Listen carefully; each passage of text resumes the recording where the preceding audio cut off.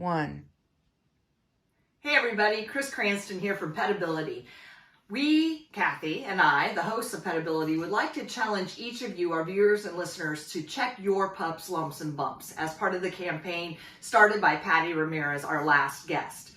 So today I'm going to be here with Julep, and I'm going to show you how I would check her lumps and bumps. She's furrier than Mac or Zeke, so I'm going to actually be using my fingers as my eyes because I'm not going to be able to see a whole lot through her fur.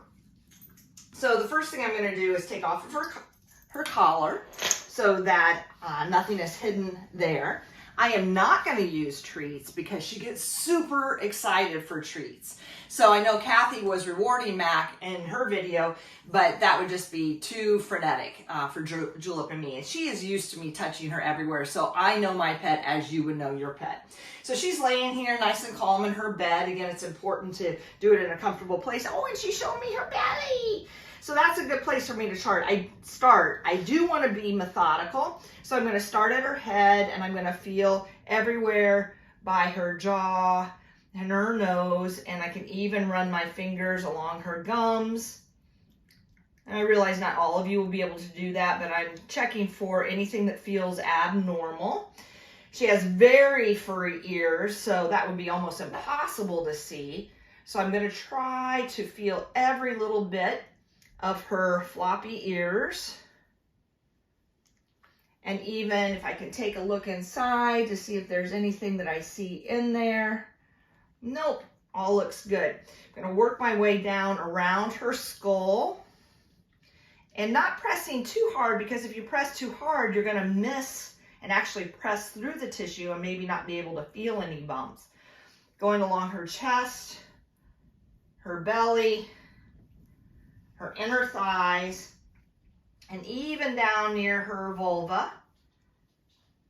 I'm going to go back to the top, check her front leg, both inside and out, all around, and between each of her toes. And I've trimmed back her fur. These Cavaliers get really furry slippers, but I still can't really see much. So again, using my fingertips. Now I'm going along her trunk, her rib cage, her spine on her left side. Important to keep track of which side you're on so you don't miss anything, because if she gets up, I want to know which I've done. Now I'm at her back leg here, same thing, between all of her foot pads, feeling.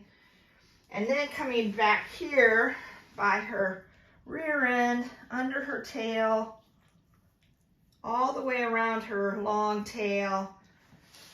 And that's one side. I didn't feel anything. That's fantastic. So now I'm going to flip her over. Maybe. There you go, baby. I've already felt this ear, her mouth. So I'm going to start here again by her neck, shoulders, and skull. That's her brother, if you guys heard a bark. He's jealous of all the attention that Julep's getting. And you can see she doesn't mind this at all. She thinks this is just all good pets. And ever since she was a puppy, I have made a point of feeling. Now I do feel something here. What is that? Okay, I can see it. It is a little piece of... Oh! Well, don't do that, ladies and gentlemen. It's like sticky, and it's in her fur. It's not on her skin. But that is something you need to be aware of, because I've had many, many clients pull off something that they thought was just on their skin, like a tick, and it was actually a skin tag. And boy, those can bleed big time.